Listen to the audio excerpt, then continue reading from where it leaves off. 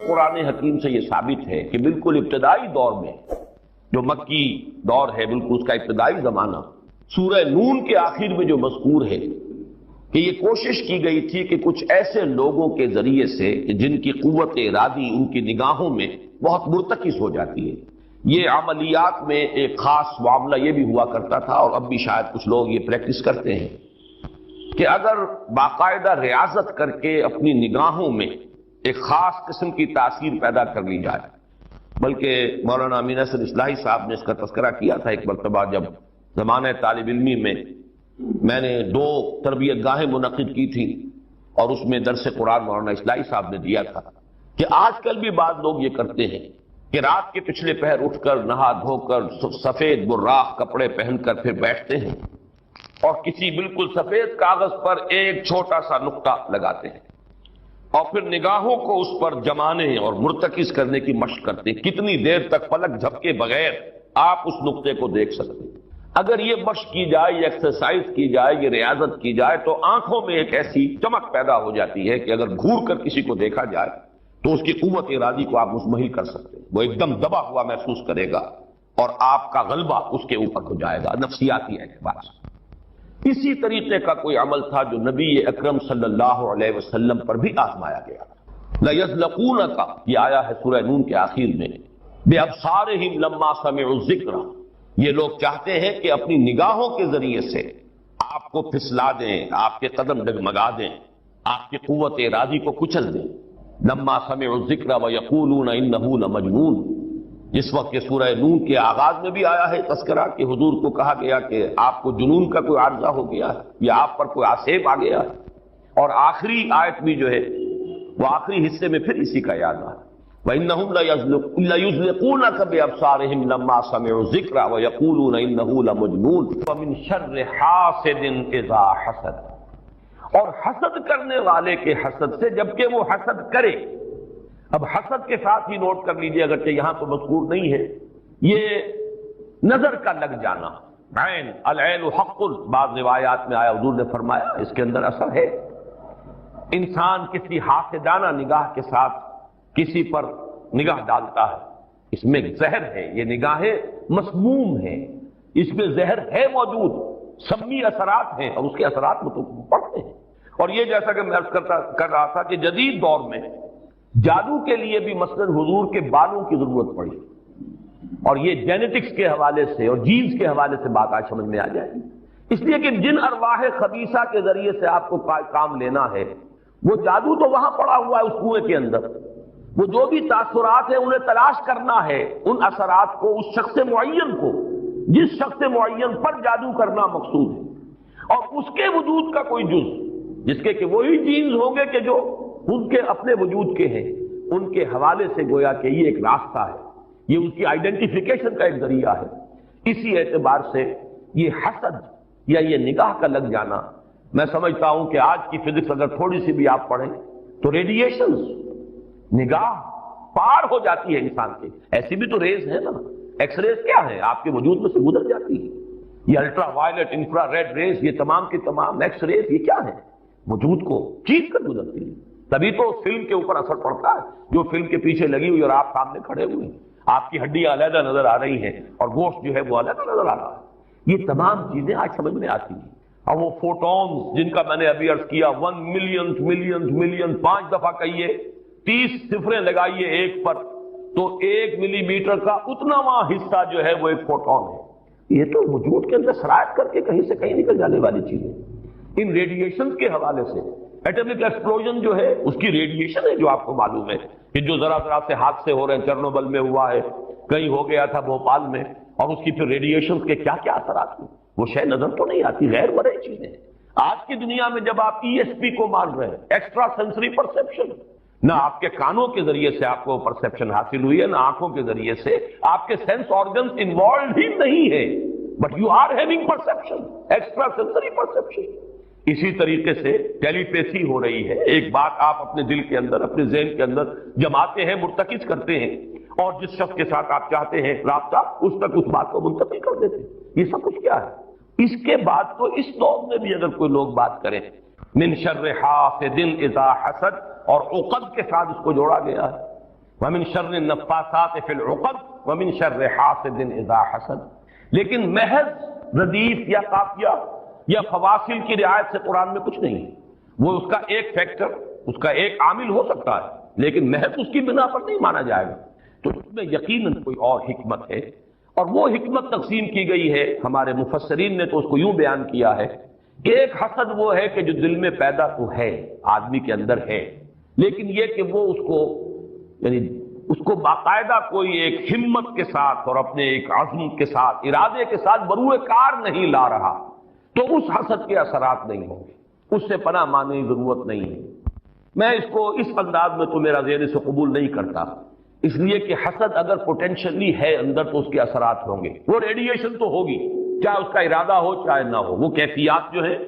وہ اس کے سانس سے، اس کی آنکھ سے، اس کے وجود سے، وہ اندر اگر زہر گھل گیا ہے تو اس کے وجود سے نکلنے والی ساری شعاعیں جو ہیں ان کے اندر وہ اثر موجود ہوگا، وہ مسموم ہوگی، زہر ان میں ملا ہوا ہوگا، اس کے اثرات ہوں گے. البتہ یہ کہ اس کے دو درجے ہم قائم کر سکتے ہیں، اور وہ یہ کہ ایک ہے غیر شعوری حسد. ابھی آپ کو اندازہ نہیں ہے، اندر ہی اندر کھچڑی پک رہی ہے، وہ اور بات ہے. لیکن جب یہ اس درجے کو پہنچ جائے کہ شعور کی سطح پر آ جائے، آپ کسی کی برائی چاہنے لگے بالفعل، آپ چاہیں کہ اس کے اندر اگر یہ فضیلت کی بات ہے تو یہ سلب ہو جائے، اس کو پاس اگر یہ نعمت ہے تو یہ نعمت اس سے چھن جائے، مجھے مل جائے. یہی ہے اصل میں جس کو غبطہ اور حسد کا فرق کہا جاتا ہے. اور ایک جگہ پر حضور نے ایک حدیث میں لفظ حسد استعمال کیا ہے، لیکن مراد اس سے غبطہ ہے. لا حسد الا فی اثنین، کوئی حسد نہیں کیا جانا چاہیے سوائے دو اشخاص سے. ایک وہ جسے اللہ نے علم دیا ہے اور وہ علم پھیلا رہا ہے، تو اس سے بھی اگر حسد پیدا ہو جائے تو کوئی بری بات نہیں، کوئی اچھی بات ہی ہے. اور ایک یہ کہ کسی کو اگر دولت دی ہے، وہ دولت پھیلا رہا ہے اور عام کر رہا ہے، لوگوں کو اس کے خلق کے لیے خرچ کر رہا ہے، تو اس سے بھی حسد. لیکن یہاں حسد غبطہ کے معنی میں. غبطہ یہ ہے کہ کسی میں کوئی خیر آپ کو نظر آئے تو آپ اللہ سے دعا کریں پروردگار مجھے بھی یہ خیر عطا کر دیں، یہ غبطہ ہے. اور حسد یہ ہے کہ اس سے یہ شے چھن جائے. یہ ہے در حقیقت کے جو بری شے ہے کہ کسی نعمت کا کسی دوسرے شخص سے سلب ہو جانا، اس کی خواہش جب پیدا ہو جائے اور جب یہ شعوری سطح پر آ جائے. یعنی ایک ہے اس کا ایک وہ جو جس سے کہ ابھی اتنی اس کی انٹینسٹی نہیں ہے کہ اس سے وہ ریڈیشن ہو،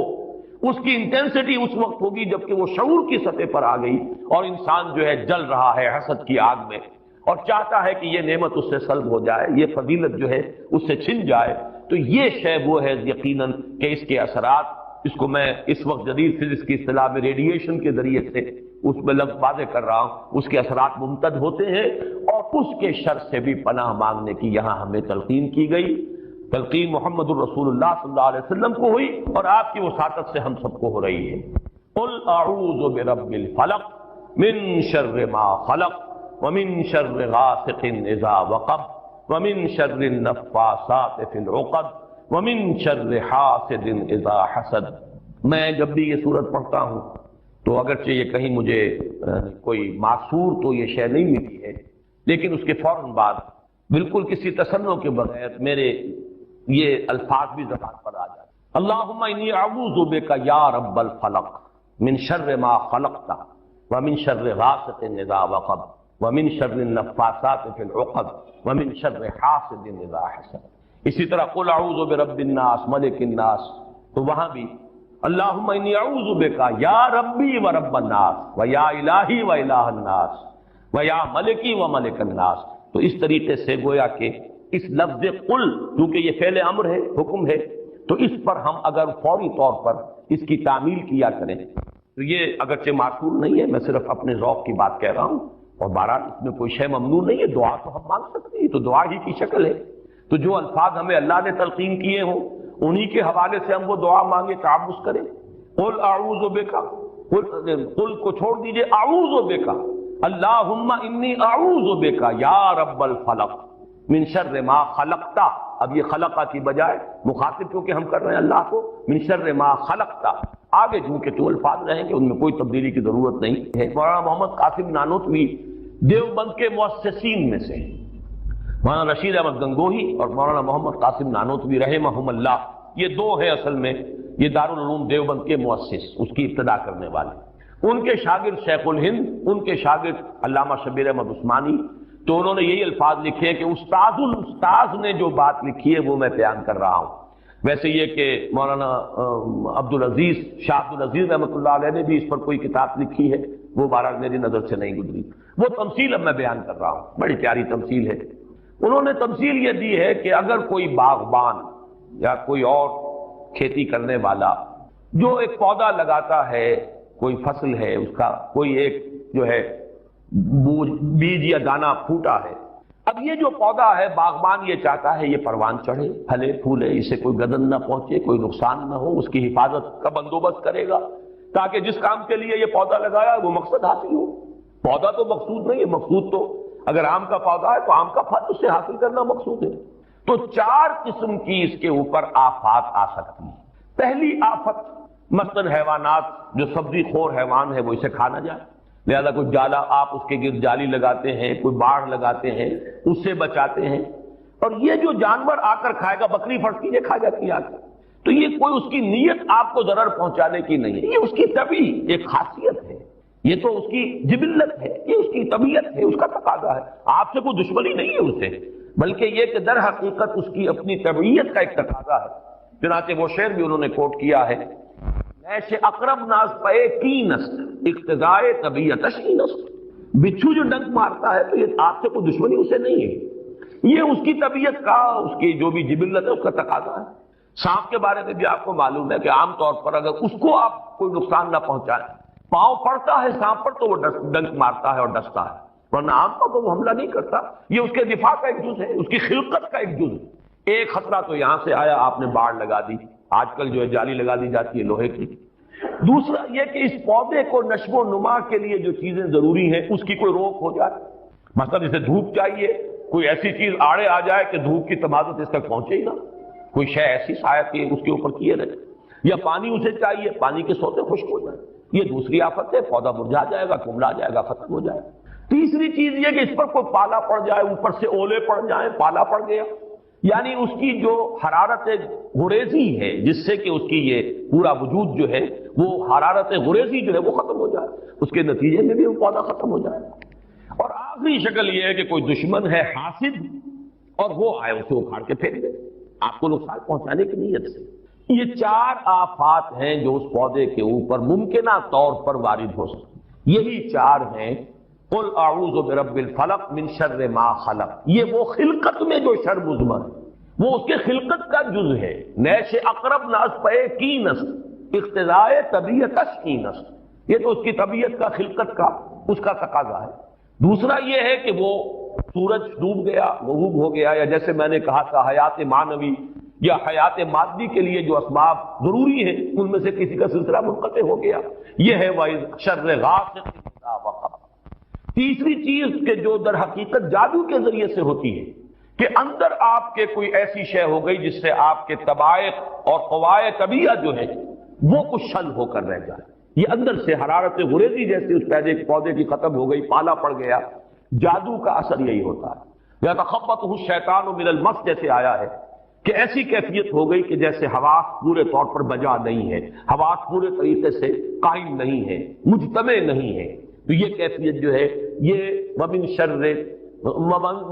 النفاثات فی العقد ومن شر حاسد اذا حسد، جیسے ایک دشمن نے آ کر دشمنی اور آپ کو گزن پہنچانے کے لیے، دشمنی نکالنے کے لیے پودے کو لیکن لا یعلم من بعد علم شیئا، بڑے بڑے عالم، بڑے بڑے فاضل پھر بچے بن کر رہ جاتے ہیں، دماغی صلاحیتیں معوف، قوا جو ہے مزمحل، اس کے درمیان کتنا عرصہ ہے، میکسیمم وقت جو ملتا ہے انسان کو کام کا، ایکسیپشنل ہے لوگ، لیکن ایوریج جو ہے 30 ایئرز سے زیادہ آپ کا زندگی کا جو ہے در حقیقت، جس میں آپ اپنے کسی ارادے سے،